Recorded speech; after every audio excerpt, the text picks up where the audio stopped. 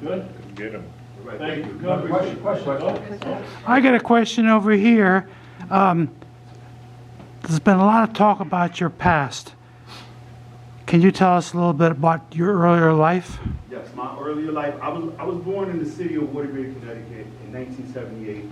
My grandmother's family from my mother's side, we came from Jacksonville, North Carolina in 1946. A lot of factory work, a lot of industry, as you know, in the city of Woodbury, Connecticut. And my father's family came from the Cape Verde Islands. It's a Portuguese colony in West Africa.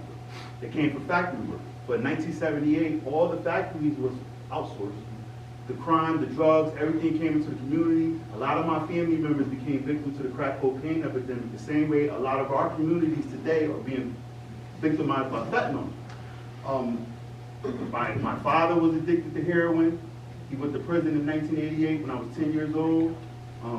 Fortunately, he was able to kick his habit. But when I was growing up in the city of Waterbury, in a rough area in the north end, I got attacked by some gang members. And one of them had a loaded firearm.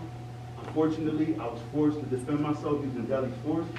The prosecutor, the district attorney that represented the case was a Democrat, and he wanted to secure a murder conviction, so they intentionally concealed a loaded firearm connected to the deceased perpetrator in my case in order to get a murder conviction. It was later discovered that they had the perpetrator's firearm in their custody. My conviction was later overturned unanimously by a 3-judge panel. All my charges are resolved, and I received a full and absolute pardon. I don't have a criminal record. I'm a licensed firearm owner. I'm a member of the NRA. This happened over 30 years ago. I don't have a criminal record, but I'm very transparent about what happened in the past. And I tell everybody, if you guys don't got a problem with it and you back me, the Democrats can't say nothing because my pardon letter is signed by Ned Lamont. He's running for governor. So I'm just telling you, my past is not going to be an issue. I don't have a criminal record, as I said, and I'm a homeowner. My wife's a registered nurse. She has a master's degree. I graduated from school to be an electrician. I also have a CDL, Class A license, and with a Tinker and Hazmat endorsement. And I travel all over the world. I do everything any American could do. And like I said, I don't have the victim mentality. I tell people, you could change your life.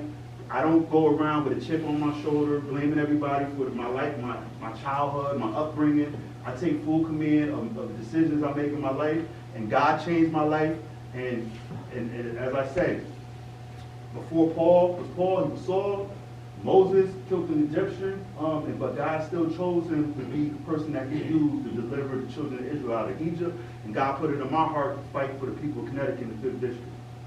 I got a question for you. What's your strategy in Waterbury? What are you going to do?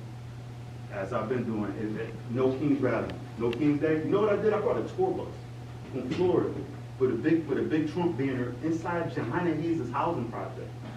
And I talked to the people in those communities about Trump's policies and how the policies were more superior than the policies of the Democrats.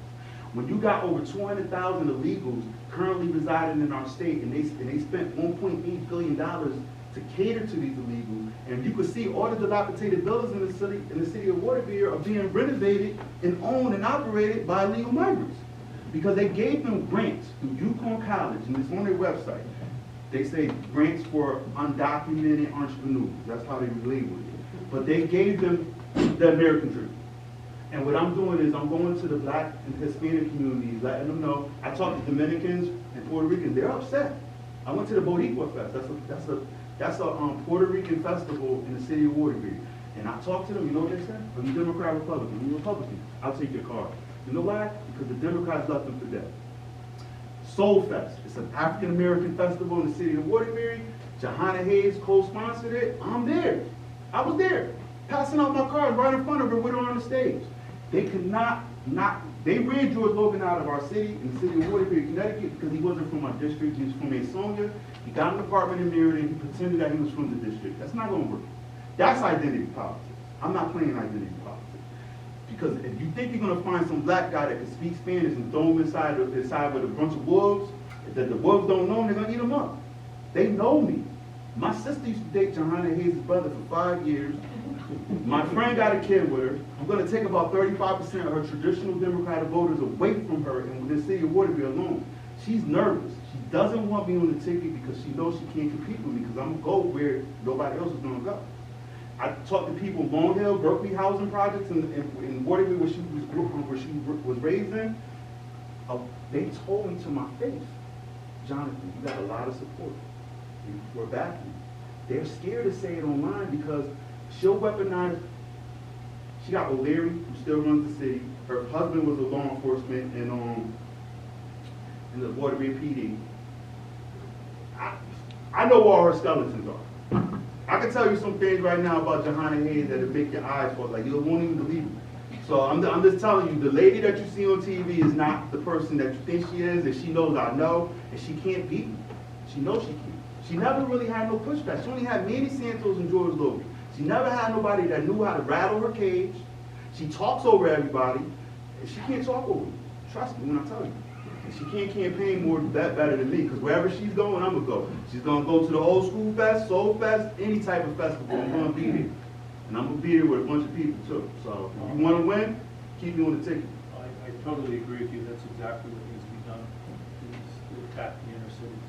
So I think your strategy is solid. Thank you. I appreciate it. Thank you.